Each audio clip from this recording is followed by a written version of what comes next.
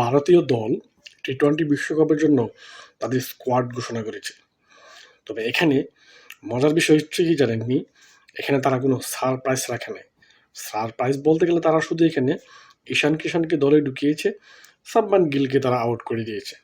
কারণ গিলের বর্তমান পারফরম্যান্স বেশি ভালো নয়, যার কারণে হয়তো ইন্ডিয়ান টিম ম্যানেজমেন্ট তারা ভাবছে তাকে আপাতত বসায় রাখাই বেটার হয়।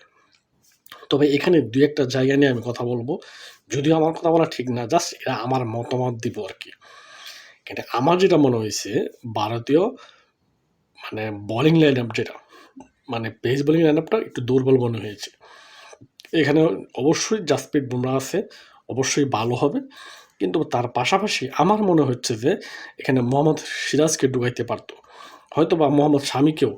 শামিকে তো তারা এখনো কেন চিন্তা করতেছে না জাতীয় দলে, এটা আমি যে বুঝে আসে না। কিন্তু তারা এখনো আর্শদীপ সিং এবং হাসিব রানার উপরেই তারা কি ভরসা রেখেছে। এটা অবশ্য তাদের চিন্তা। কিন্তু আমার মনে হয়েছে যে তাদের পেস অ্যাটাকটা ভালো হয় নাই। তবে স্পিনাররা অবশ্যই এখানে ভালো। ২ জন ওয়ার্ল্ড ক্লাস স্পিনার রয়েছে, যেমন বারুণ চক্রবর্তী বর্তমানে টি-20 নাম্বার 1 বোলার, কুলদীপ যাদব আছে এবং ওয়াশিংটন সুন্দর রয়েছে। স্কোয়াডে যারা রয়েছে, অবশ্যই অক্ষর প্যাটেল এখানে ভাইস ক্যাপ্টেন এবং সে খুব ভালো বল করতে পারে। তবে এখানে আরেকটা বিষয় কি দেখেন, তারা এখানে রিঙ্কু সিংকে তারা ব্যাক করিয়েছে। অবশ্যই রিঙ্কু সিং দারুণ পারফর্মার, দারুণ ফিনিশার, এটা নিঃসন্দেহে বলার অপেক্ষা রাখে না।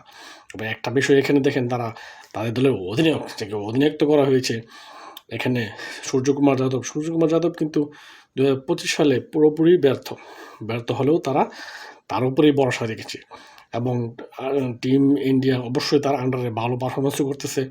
সাউথ আফ্রিকার সাথে ৩-১ তারা সিরিজ জিতেছে, কিন্তু তার পারফরমেন্স ভালো ছিল না। তারপরও তারা সিরিজটি অনায়াসে জিতে নিয়েছে। তবে টি-20 ওয়ার্ল্ড কাপটা ভারতের জন্য আমার মনে হয় একটু চ্যালেঞ্জিং হবে, কারণ এখানে বর্তমানে যারা পারফর্মার মধ্যে রয়েছেন, তিলক বর্মা এবং আরেকটা ব্যাপার কি দেখেন, অলরাউন্ডার জায়গাটাও বেশ ভালো লাগছে আমার কাছে। ভালো লাগছে বলতে গেলে এখানে হার্দিক পান্ডিয়া অবশ্যই ভালো পারফরমেন্স করতেছে। রিসেন্ট পারফরমেন্স দুর্দান্ত পারফরমেন্স। আশা করা যায় তার উপরেই ভরসা রাখবে, সে ভালো পারফরমেন্স করবে, ভালো অলরাউন্ডিং পারফরমেন্স করবে ইন্ডিয়ার জন্য। এখানে শিবম দুবেকে নেওয়া হয়েছে, যদিও ব্যাকআপ হিসেবে নেওয়া হয়েছে অলরাউন্ডারদের মধ্যে। তবে এখানে তারা স্যামসাংয়ের উপর কী করছে, ভরসা রেখেছে, স্কোয়াডে রেখেছে। অবশ্যই এটা আমার কাছেও ভালো লেগেছে, কারণ কি লাস্ট যে টি-20তে সে কিন্তু দারুণ শোটা করেছিল।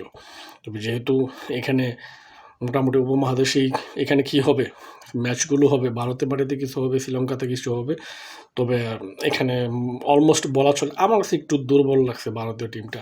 আমি কেন জানি না, অবশ্যই ভালো পারফরমেন্স করবে ভারত, কিন্তু সেই জায়গাটায় আমার কাছে একটু দুর্বল মনে হয়েছে ২-১ টা জায়গায়। ২-১ টা জায়গায় কিন্তু আমি যেটা প্রথমে বললাম যে পেস বোলিং অ্যাটাকটা আমার কাছে ভালো মনে হয় নাই। এখানে তারপরেও দেখেন ওপেনিং স্লোরে তারা কিন্তু এখনও জাসওয়ালকে তারা কেন পিক করে নেয় এটা আমি জানি না। জাসওয়াল কিন্তু অবশ্যই ৩ ফরম্যাটেই ভালো করার মতো ব্যাটার। এটা আমার মনে হয়েছে, কিন্তু হয়তো তারা ভালো বুঝেছে বিধায় তারা কি এই স্কোয়াডটা দিয়েছে। তারা আশা করতেছে এবং অনেকেই আশা করে টিম ইন্ডিয়া অবশ্যই ভালো পারফরমেন্স করবে এবং তারা তো অবশ্যই টি-20 ওয়ার্ল্ড কাপ জেতার জন্যই যাবে। তো অন্য দল যারা রয়েছেন তারাও আসবে জেতার জন্য। তবে আমার কাছে মোটামুটি দল মনে হয়েছে আরকি ইন্ডিয়াকে। দেখা যাক কি হয়।